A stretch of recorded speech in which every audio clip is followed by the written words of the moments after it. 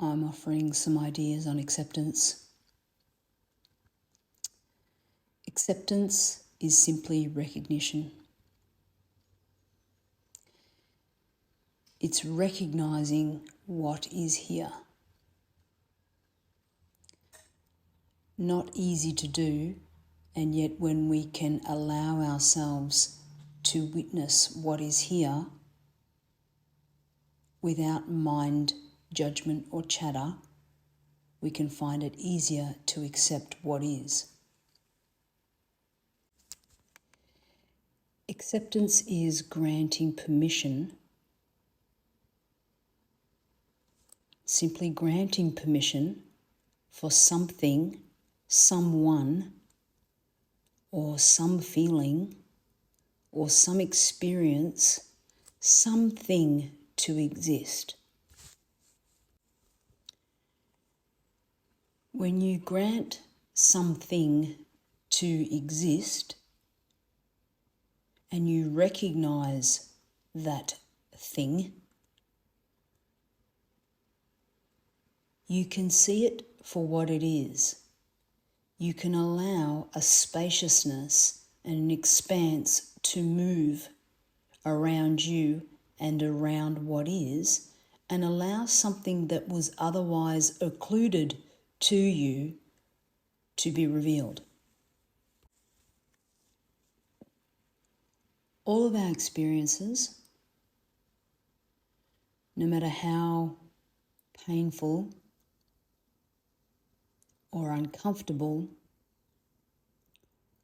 or crippling, no matter what they appear to be, they are all temporary. And even though we find them to be insurmountable in the moment, if we can relax our attachment to it, we can allow it to exist, and acceptance can naturally arise.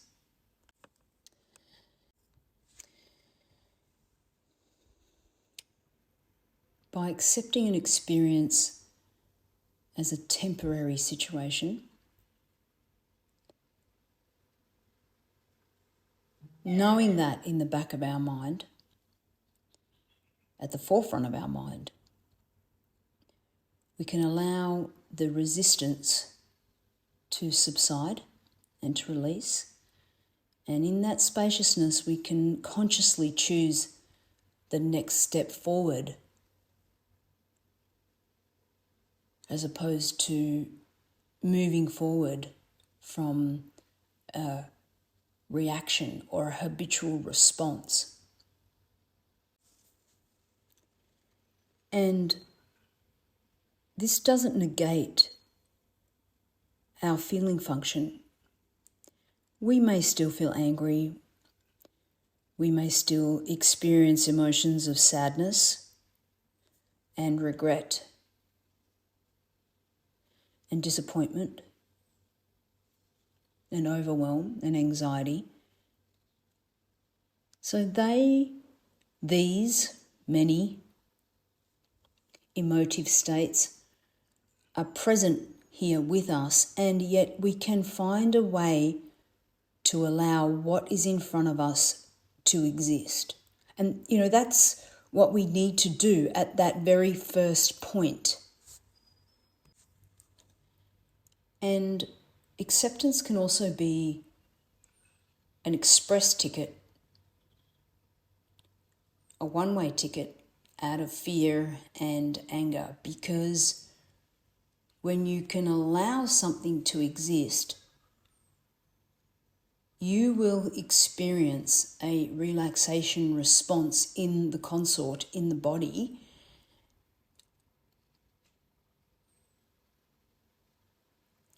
and there will be an expanse in the feeling function.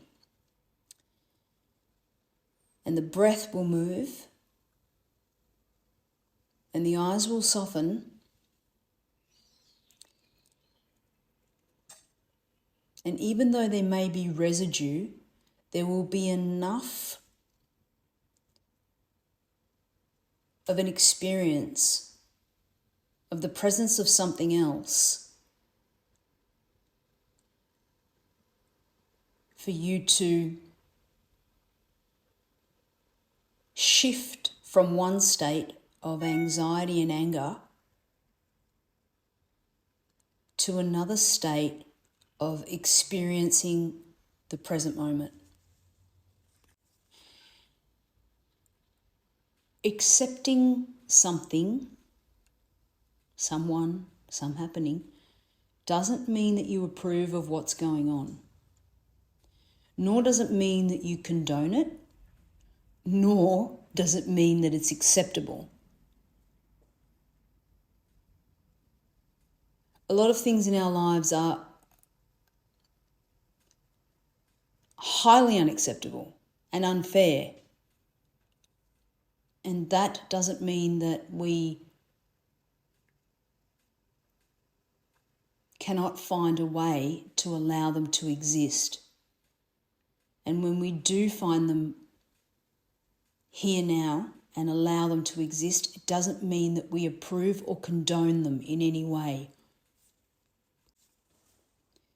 Acceptance means you can withdraw the emotional attachment long enough for you to observe and feel and intuit what is really here beyond the surface of things. Beyond the appearance of things, what is really here? What is the symbolic meaning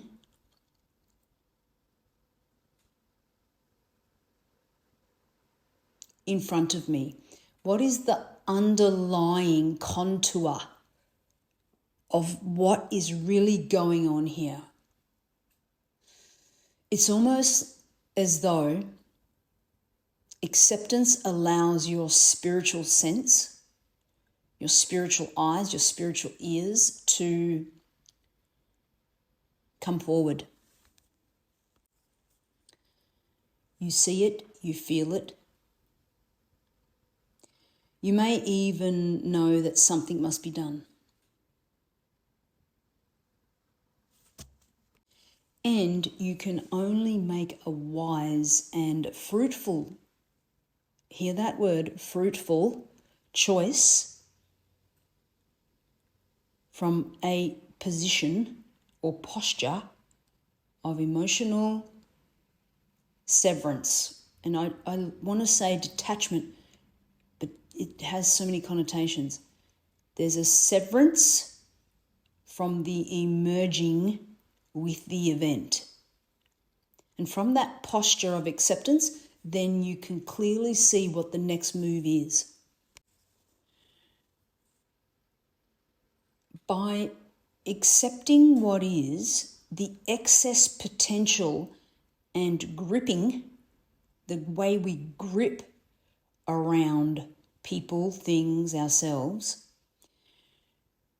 that excess potential is dropped. So the importance is dropped. And the balance can come in, because when we're holding too tightly and we create too much importance on a matter, then the pendulum swings and there has to be a balancing out of that excess. And so if we don't do it within ourselves, somehow, some way, life, Mother Nature, finds a way to balance out that excess.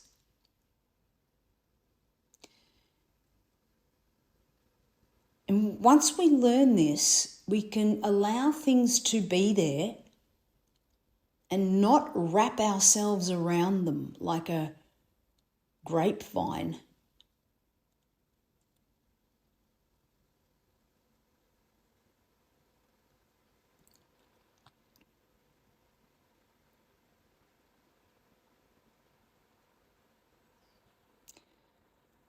It's as though acceptance is a rite of passage.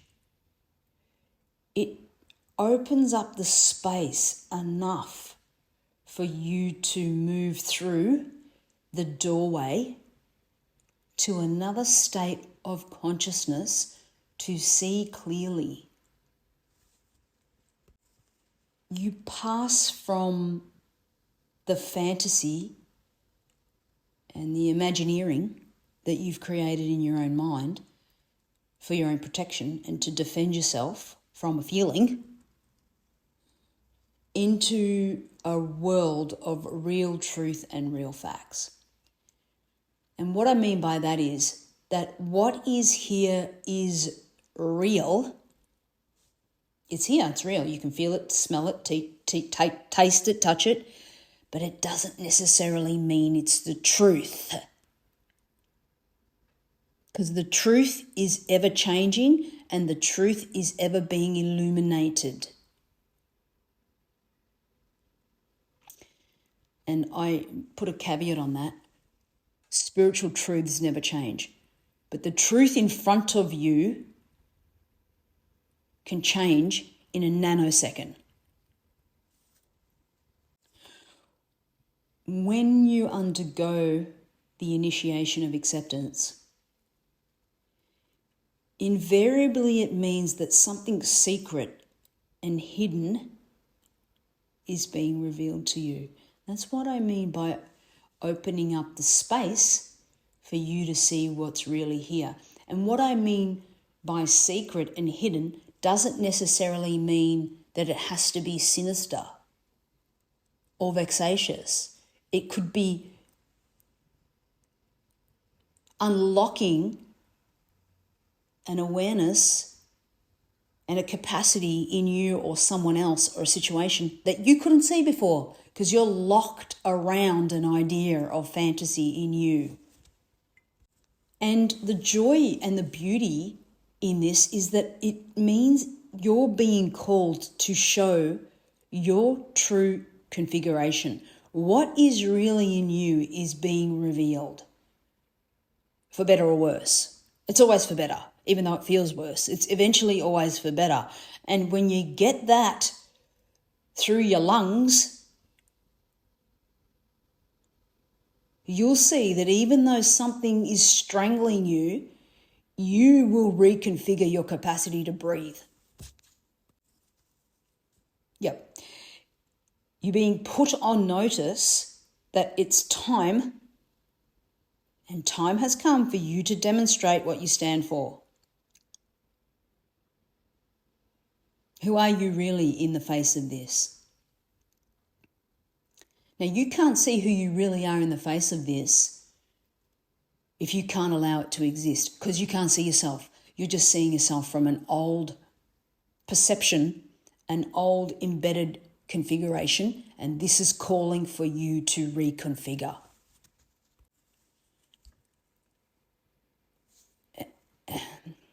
And the fascination with accepting, and it's the fundamental aspect of Gestalt theory, accepting what is. That's not resignation. It's not giving up. It's not even surrender. It's an act of courage. Acceptance is the courageous act of doing what you know you must do before your hand is being forced to do it. Yet you are afraid to accept because you may think that if you accept it, it has to be the way you think it is. But if you accept it and you open up the windows of perception, you may find a different passageway to something grander in this moment and beyond to what you could have ever imagined. Now, without the emotional charge and prick of anger, fear, victimization, resentment, it's easy to accept the reality of your life. Now, as I said before, just because this is a current reality doesn't mean it's the truth of how it's going to be forever.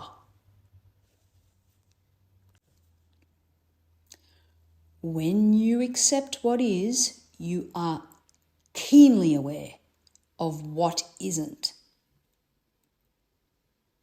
So if you become aware of what is, instantly you are aware of what is not here, what you really want here,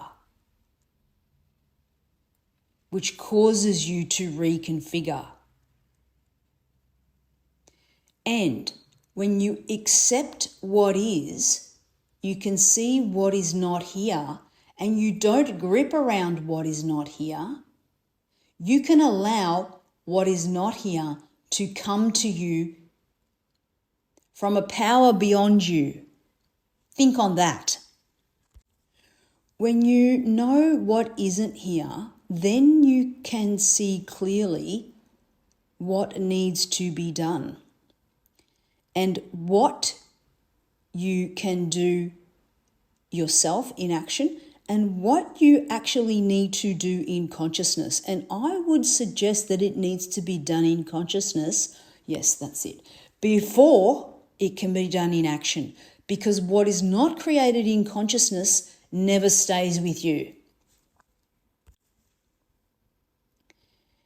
Acceptance requires a fundamental trust in yourself, in life, and patience. Patience with a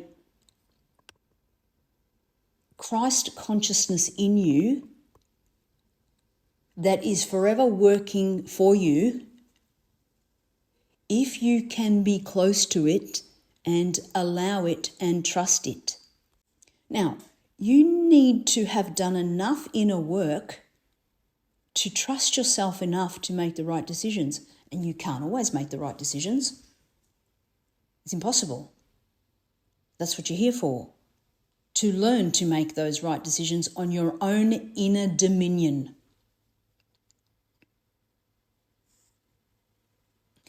And you need to trust that the operating power will provide to you everything you need to do to accomplish the thing that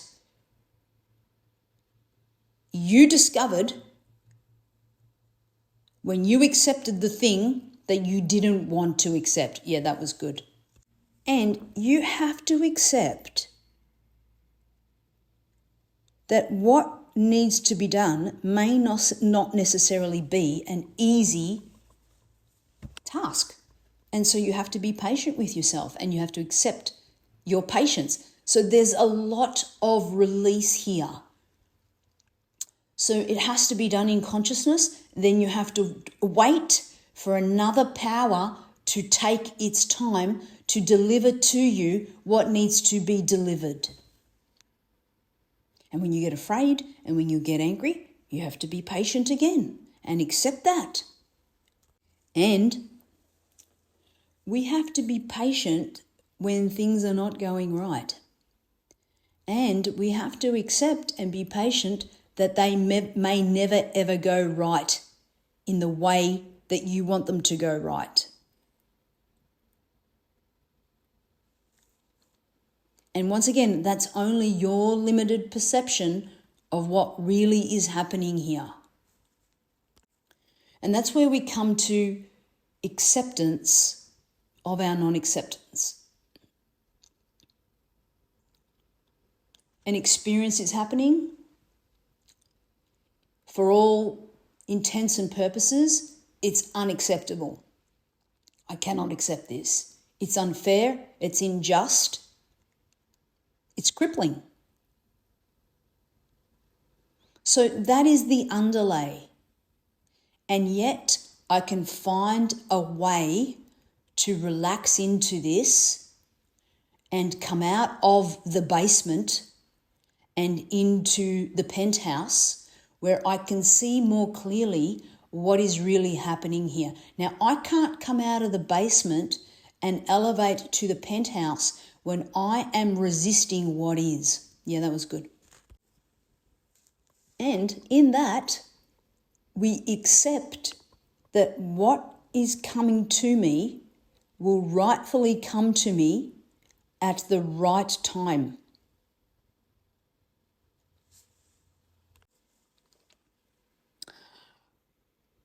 At its essence, I can accept this as reality right now, and it doesn't mean that this is the truth. There is a larger dimensionality playing itself out here, and I cannot see it unless I accept what is here.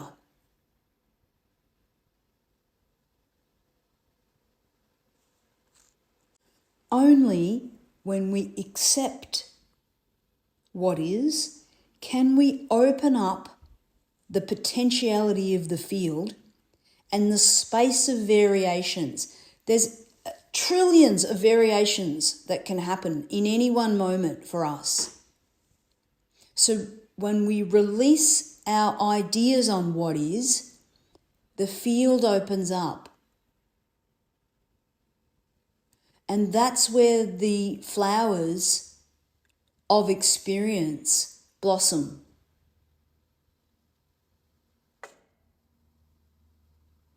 Something new can arrive for refreshment and reversal. And we need to find a way to release those inner barriers within us. And that's where we need to work with our contact boundary. That's why I gave it to you at the beginning. Learning to work with that contact boundary. Where do I merge? Where am I pricked with introjects? Where do I deflect? Where am I desensitizing? Where do I retroflect? Where I put it all back on me?